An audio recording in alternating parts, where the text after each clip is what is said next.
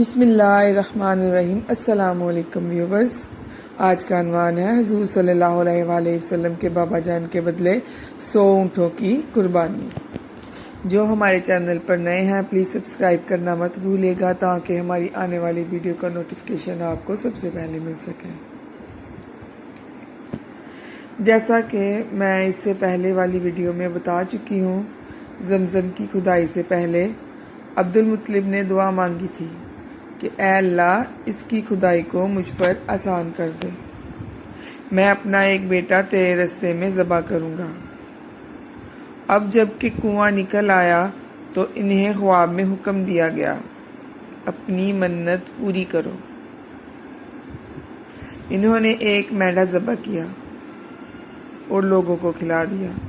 پھر حکم ہوا اس سے بڑی قربانی، اس دفعہ انہوں نے بیل ذبح کیا۔ پھر خواب میں آیا اس سے بڑی پیش کرو، انہوں نے اونٹ ذبح کیا۔ پھر خواب آیا کہ اس سے بڑی پیش کرو۔ پھر انہوں نے پوچھا کہ اس سے بڑی چیز کیا ہے؟ پھر کہا گیا کہ اپنے بیٹوں میں سے کسی ایک بیٹے کو ذبح کرو جیسا کہ تم نے منت مانگی تھی۔ ان کو منت یاد آئی اور اپنے بیٹوں کو جمع کیا اور ان سے منت کے بارے میں بات کی۔ سب کے سر جھک گئے، کون خود کو ذبح کرواتا؟ آخر عبداللہ بولے، ابا جان آپ مجھے ذبح کر دیں۔ یہ سب سے چھوٹے تھے اور سب سے خوبصورت بھی تھے۔ سب سے زیادہ محبت بھی عبد المطلب کو انہی سے تھی، لہٰذا انہوں نے قرآن اندازی کرنے کا ارادہ کیا۔ تمام بیٹوں کے نام لکھ کر قرآن ڈالا گیا۔ عبداللہ کا نام نکلا اور انہوں نے چھری لی اور عبداللہ کو بازوؤں سے پکڑا، انہیں ذبح کرنے کے لیے نیچے لٹا دیا۔ جو ہی بیٹے کو زمین پر لٹایا اور آواز سے یہ سب نہ دیکھا گیا اور بھائی کو اپنی طرف کھینچ لیا۔ وہ خود بھی چھوٹے سے تھے۔ ادھر باپ نے عبداللہ کو کھینچا اور اسی کھینچا تانی میں عبداللہ کو خراشیں بھی آئیں اور جو مردے تم تک رہیں۔ اسی دوران بنو مختوم کے لوگ آئے اور انہوں نے کہا کہ آپ اس طرح اپنے بیٹے کو ذبح نہ کریں، رب کو راضی کرنے کے لیے بیٹے کا فدیہ دے دیں۔ پھر یہ تھا کہ فدیہ کیا دیا جائے۔ پھر ترکیب دی گئی کہ ایک پرچی پر 10 اونٹ اور ایک پرچی پر عبداللہ کا نام لکھا جائے۔ اگر 10 اونٹ والی پرچی نکلی جائے تو 10 اونٹ قربان کر دیے جائیں، اور اگر عبداللہ والی پرچی نکلے تو 10 اونٹوں کا اضافہ کر دیا جائے۔ پھر 20 اونٹ والی پرچی اور عبداللہ کا نام والی پرچی ڈالی جائے، اور اگر پھر بھی عبداللہ والی پرچی نکلی جائے تو 10 اونٹ اور بڑھا دیے جائیں۔ ایسے 10 کرتے 100 اونٹ ہو گئے، اور پھر کہیں جا کر اونٹوں والی پرچی نکلی، اور پھر اس طرح 100 اونٹوں کی قربانی دی گئی، ذبح کیا گیا۔ اور پھر عبد المطلب کو پورا یقین ہو گیا کہ عبداللہ کے بدلے اللہ پاک نے 100 اونٹوں کو قبول کر لیا۔ انہوں نے کعبے کے پاس 100 اونٹ دیے، ذبح کیے اور کسی کو کھانے سے نہ روکا، چاہے وہ انسان ہو یا پرندہ یا جانور۔ ابو ظہری کہتے ہیں کہ عبد المطلب ہی ہیں وہ پہلے شخص ہیں جنہوں نے ایک آدمی کی جان کے بدلے 100 اونٹ قربان کرنے کا طریقہ پیدا کیا۔ اس سے پہلے 10 اونٹ دیے جاتے تھے۔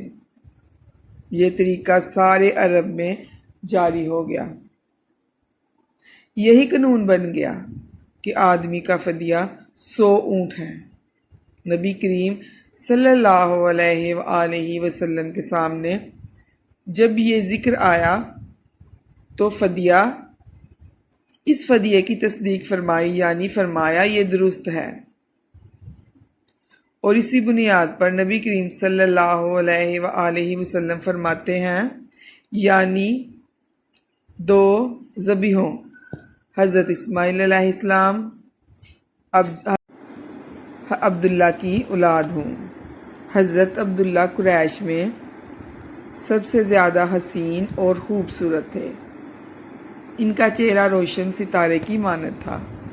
قریش کی بہت سی لڑکیاں ان سے شادی کرنا چاہتی تھیں، لیکن حضرت عبداللہ کی شادی حضرت آمنہ سے ہوئی اور وہ عبد المناف کی بیٹی تھی۔ اس وقت حضرت عبداللہ کی عمر 18 سال تھی اور یہ اپنے بابا کے ساتھ جا رہے تھے۔ رستے میں کعبے کے پاس ایک عورت بیٹھی نظر آئی، اور یہ عورت ورقہ بن نافل کی بہن تھی۔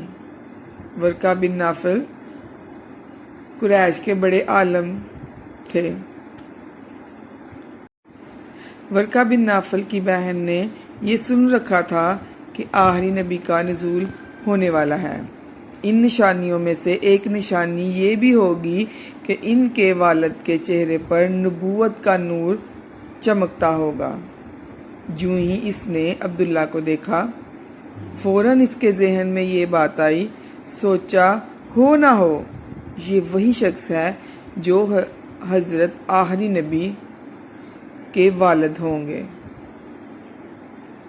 اس نے کہا، اگر تم مجھ سے شادی کر لو تو بدلے میں تمہیں اتنے ہی اونٹ دوں گی جتنے تمہاری جان کے بدلے میں ذبح ہوئے تھے۔ اس بات کے بدلے میں حضرت عبداللہ نے جواب دیا، میں اپنے باپ کے ساتھ ہوں، ان کی مرضی کے خلاف کچھ نہیں کر سکتا، نہ میں ان سے الگ ہو سکتا ہوں۔ میرے والد باعزت آدمی ہیں، اپنی قوم کے سردار ہیں، اور ان کی شادی حضرت آمنہ سے ہو گئی۔ حضرت آمنہ فرماتی ہیں، جب میں ماں بننے والی تھی تو ان کے پاس ایک انسان یعنی فرشتہ نما انسان اس وقت آیا، یعنی جاگنے اور سونے والی حالت میں تھی۔ عام طور پر اس حالت کو غنودگی کہا جاتا ہے۔ اس نے مجھ سے کہا، کیا تمہیں معلوم ہے تم اس امت کی سردار اور نبی کی ماں بننے والی ہو؟ پھر وہ اس وقت آیا جب نبی کریم صلی اللہ علیہ وآلہ وسلم پیدا ہونے والے تھے، کہ جس نے کہا، جب تمہارے ہاں پیدائش ہو تو یہ کہنا، اس بچے کے لیے اللہ کی پناہ چاہتی ہوں ہر حسد کرنے والے کی شر اور برائی سے۔ تم اس بچے کا نام محمد رکھنا، کیونکہ تورات میں اس کا نام احمد ہے۔ زمین اور آسمان والے ان کی تعریف کرتے ہیں، اور قرآن میں ان کا نام محمد ہے۔ قرآن ان کی کتاب ہے۔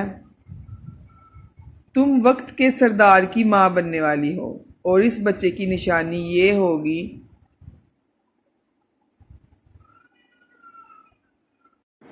نور ظاہر ہوگا۔ ملک شام اور بصرہ کے محلات بڑھ جائیں گے۔ جب وہ پیدا ہوگا، شادی سے پہلے جو نور حضرت عبداللہ کے چہرے پر چمکتا تھا وہ شادی کے بعد حضرت آمنہ کے چہرے میں آ گیا۔ امام ظاہری فرماتے ہیں، حاکم نے یہ روایت بیان کی ہے اور اس کو صحیح قرار دیا ہے۔ اگر آپ اس سے پہلی والی ویڈیو دیکھنا چاہتے ہیں تو میں اس کا لنک جو ہے نا ڈسکرپشن میں لگا دوں گی، تاکہ آپ کو یہ فل ویڈیو سمجھ میں آ سکے۔ اللہ حافظ۔